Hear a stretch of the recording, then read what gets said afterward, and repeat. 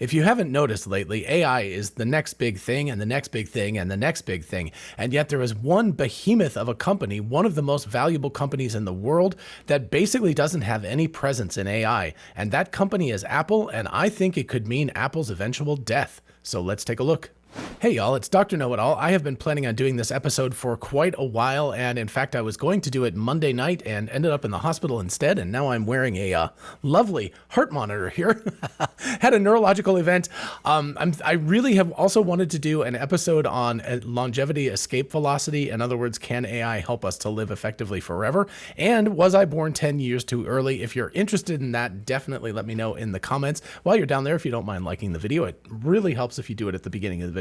Anyway, onward to Apple. My first computer was an Apple computer. I purchased it when I was in college in 1984. I purchased an original Macintosh, and since then, every computer that I have purchased for myself personally, like with my money, has always been an Apple computer. I have purchased their iPhone since day one. I've got their Apple Watch. I've got a lot of Apple stuff in my life, and I've been an Apple shareholder since 1997 when Apple looked like they were in pretty dark days. As soon as Steve Jobs came back, I was like, I don't think they're going to die. I'm going to buy some Apple stock, and it has turned out very well.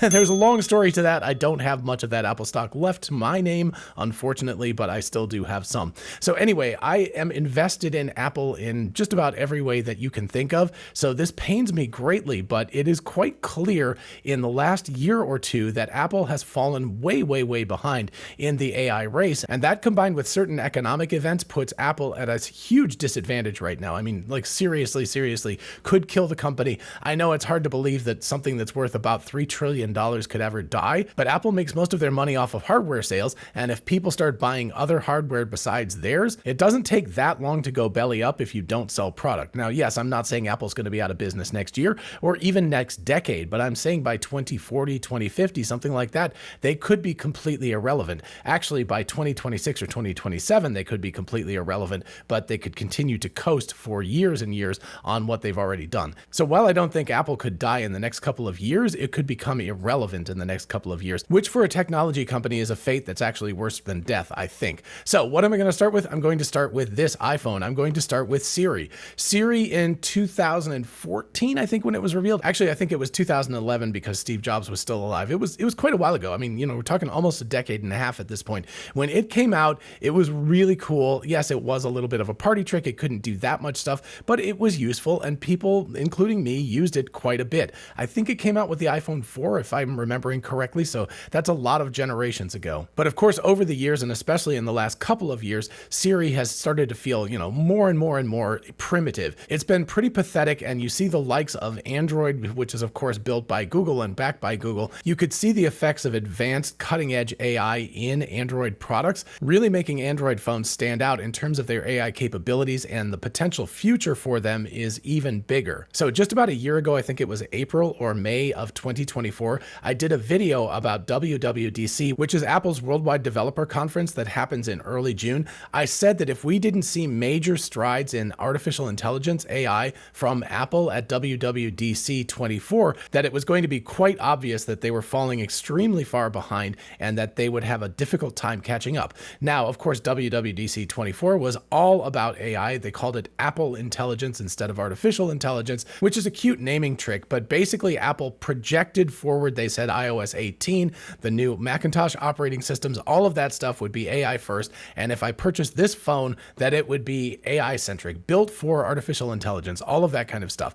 So what did we get when we got the phones in September? Not a ton. There wasn't a ton of cool stuff. There is kind of an email summarization and, collection sort of thing that is semi-useful. And then there are things like construct your own emojis and stuff like that, which is basically useless. But of course, the biggest thing was new Siri, and I was very excited to try that out. And it has a really cool video aspect to it. So if you go, "Hey Siri," yeah, you can see it's doing that. "What is the tallest building in the world?"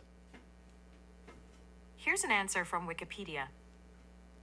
Okay, so notice number one, it doesn't speak the answer, even though I'm not looking at my phone right now. It's the Burj Khalifa, which I kind of do. But anyway, it has the answer, but it's very, very slow compared to the old Siri. It's much, much slower. And if you ask a complicated question, if it has to go out to ChatGPT, it's really, really slow. So even for basic questions like the weather or something like that, Siri has gotten significantly slower than it used to be. And I wouldn't consider it significantly more intelligent than it used to be. You can't really have a conversation with it like you can with the ChatGPT app, the Claude app, the Gemini app. There's a lot of apps from other companies that are competition with Apple, more or less, that are really, really cool. And you can have a conversation with them. They remember your history, all of that kind of stuff. How awesome would it be if that was built into your phone? Well, it actually is with a lot of Android phones. So you can check it out if you're on Android, but I can't check it out since I'm on iOS. And just within the last day or so, Apple has come out and said that they are delaying their major overhaul of Siri until mid-2026.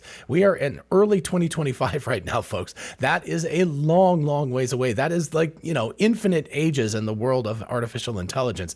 I have no idea why it's going to take them that long to do that, but that means that for the next year and a half, somewhere in that range, this phone is not going to get significantly better in terms of my interaction with Siri.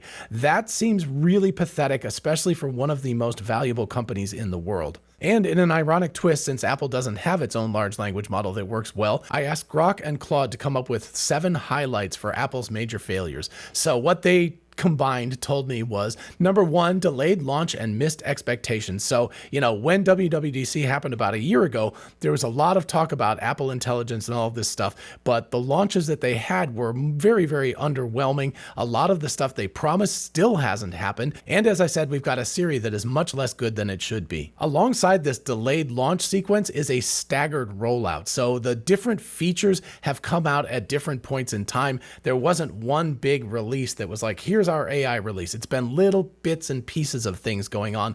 I have had the beta software on this thing for a long time, so I'm kind of more advanced than most people. But honestly, aside from Siri and a couple of Play toys that are on the Apple phone, I don't even know what else is AI powered on there, which is really striking because 2 of my sons have Android phones and there's a lot of AI capabilities built in. And Hey Google is significantly better than Siri already. It's going to get better and better and better much more quickly than Siri because, as Apple just announced, it's going to be over a year before we see a major overhaul to Siri. The third point these AIs made, which is basically something we've already been talking about as well, is underwhelming initial features. A lot of the initial features, while they had, cool videos and things like that when they were announced, they're just not that impressive. They don't do that much. They feel a little bit like glorified party tricks, like the emojis I've never even actually used because it's like, oh, who cares about that stuff? I really don't care at all. What I want is something that helps me be more productive, helps me be less distracted, helps me to be able to ask and have a chat with an artificial intelligence agent that's on my computer or on my phone, or preferably both,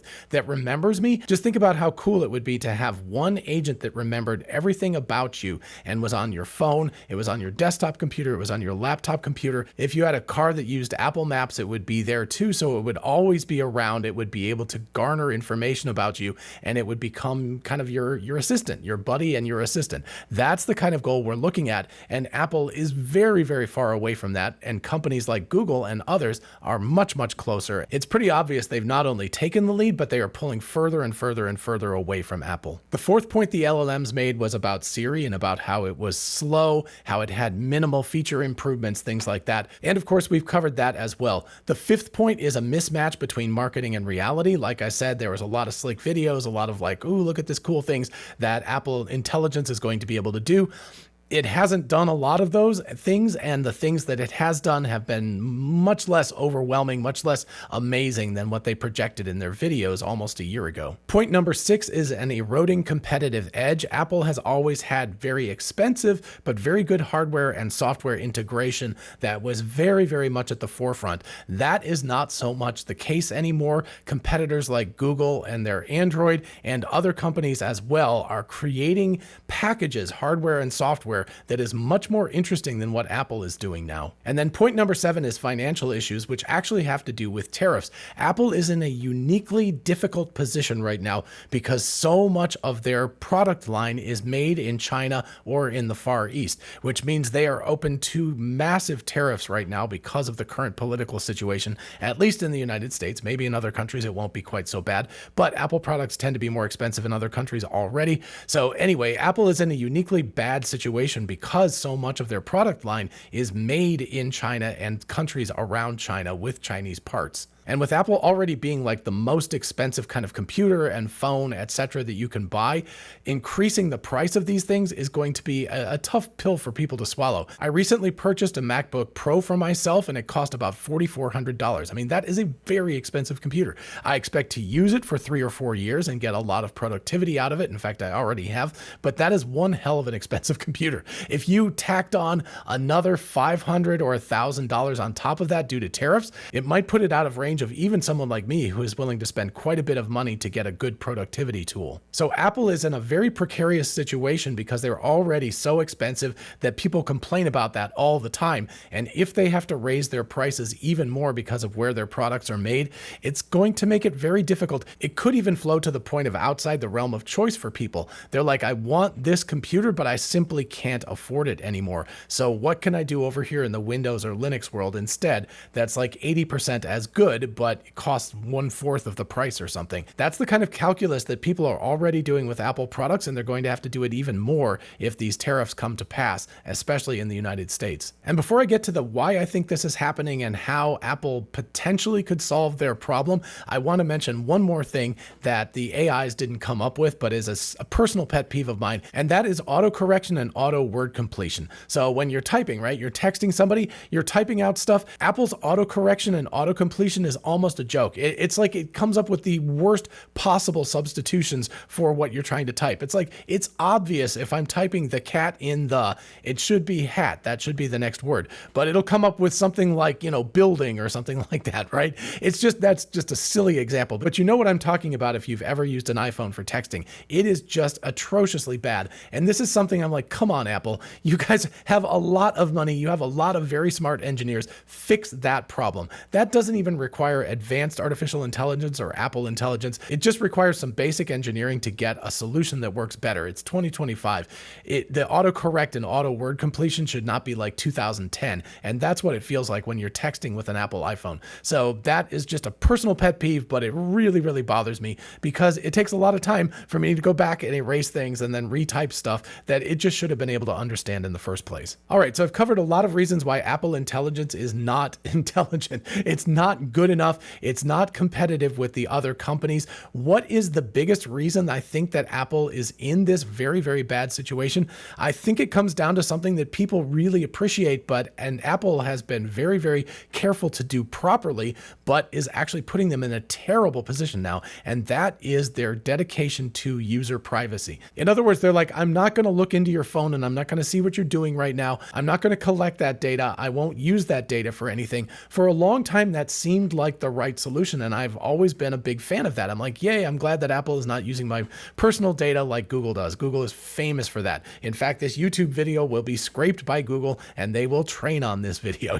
So that's the kind of thing that you do if you're using a Google product. You just know that they're absorbing your information. They're taking it, using it for their own needs and making a lot of money off it. So while I've always applauded Apple for not collecting user data and everything, the problem now is that they have this treasure trove of user data. We have, laptops and phones and desktops and watches that give health information, all kinds of stuff that Apple could be collecting and training on, but they have, in their wisdom or not, they have decided that they're not going to collect that data. And because they're not collecting that data and they've kind of painted themselves into a corner because they've been so outspoken about, we're not going to use your data, we're not going to use your data, all of that kind of stuff. Because they've painted themselves into that corner, they can't really generate a frontier large language model or large video model or things like that because they don't have the data to do that. That is a major, major problem for Apple. And it's something that kind of snuck up on them. It seemed like the right decision 10 years ago not to collect user data and invade their privacy. And that was a nice thing, and I've appreciated it.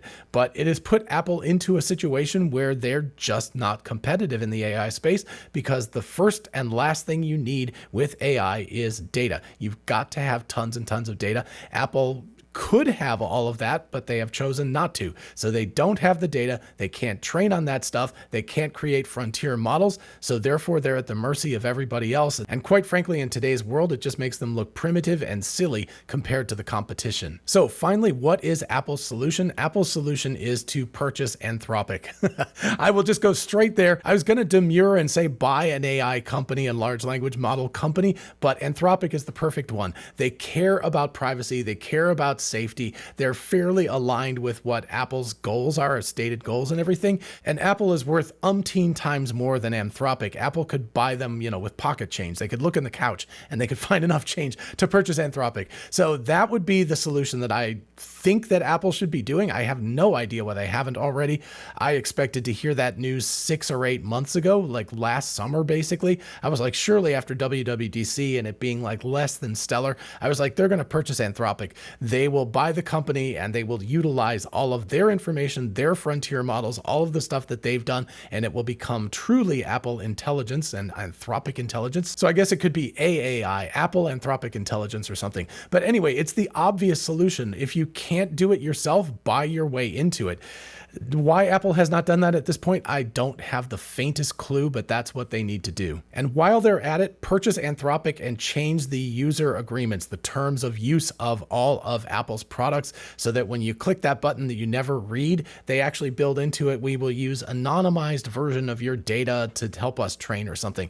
Come up with something that's a middle ground where it's not like we're completely respecting your privacy and keeping our hands off, which makes, it ties their hands behind their back effectively. Apple can't afford to do that, but neither can they afford to be like, we're going to take everything and we're going to sell all of the data and we're going to do all of this X, Y, and Z stuff. But they can find a middle ground where they can go like, yeah, we'll use your data in a very anonymized form. Nobody will know who it is, blah, blah, blah, blah, blah, that kind of a thing. But we'll use it for training and we'll give that information to Anthropic. Anthropic will produce even better versions of Claude and even more advanced models and things like that in the future. And that, in my mind, is the only way that Apple Intelligence and Apple itself is going to go from the possibility of irrelevancy to being back at the forefront of the tech world. Alrighty, folks, that's what I've got on Apple Intelligence. Let me know in the comments what you think about all this. Agree, disagree, whatever. Just keep it constructive. And while you're down there, if you don't mind liking and subscribing, it really, really helps out the channel. I greatly appreciate it. And I will see you in the next video. Bye-bye.